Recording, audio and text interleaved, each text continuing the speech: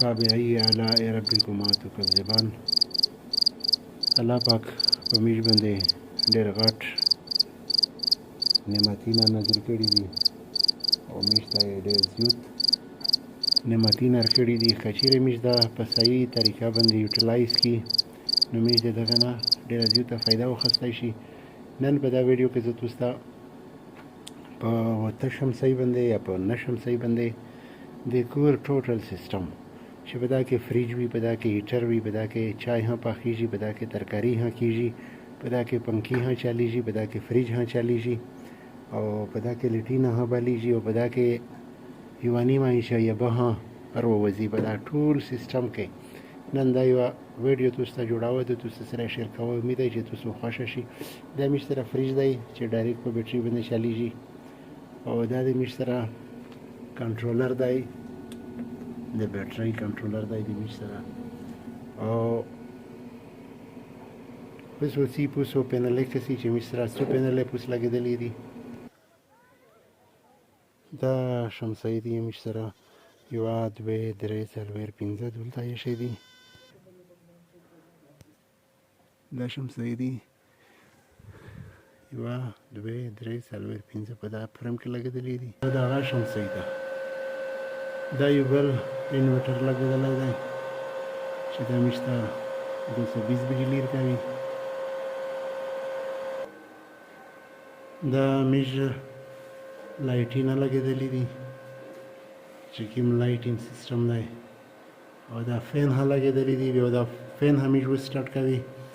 او دا د میش سره یو سولر هیټر لګېدلی دی چې په دا باندې میش پختان کي. دا وینې دا اوس ټیپ ښه خوټول کې دی او کیدلی شي چې میش دا هم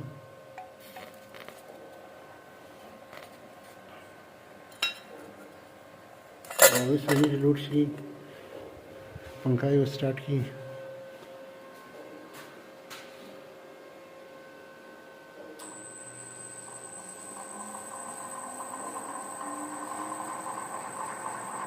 دا سټارټ شو، لوډ شي، دا بل فین سټارټ کړي.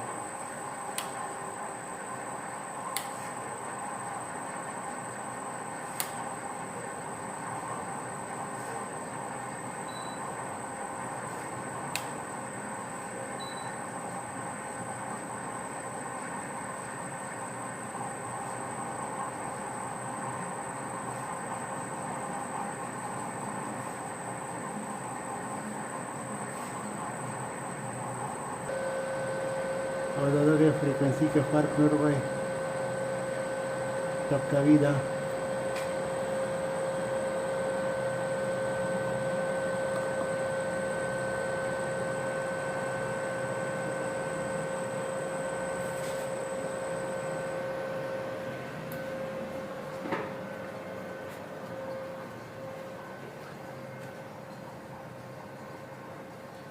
میش دا اوس بیا ان کوي کسي.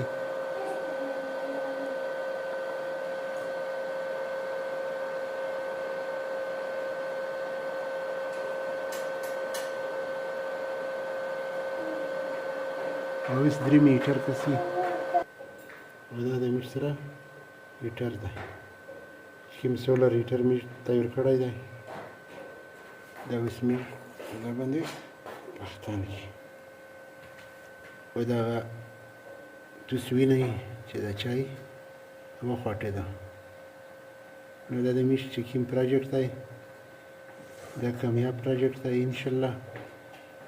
او خپل سولر یې یوټیلایز کوئ، فایده ځنه واخلئ او د روزمره ژوند په استعمال کې یې راولئ. امید دی چې دا ویډیو شیر کړئ او امید دی چې دغه ویډیو نه تاسې ډېر څه حاصل کړئ.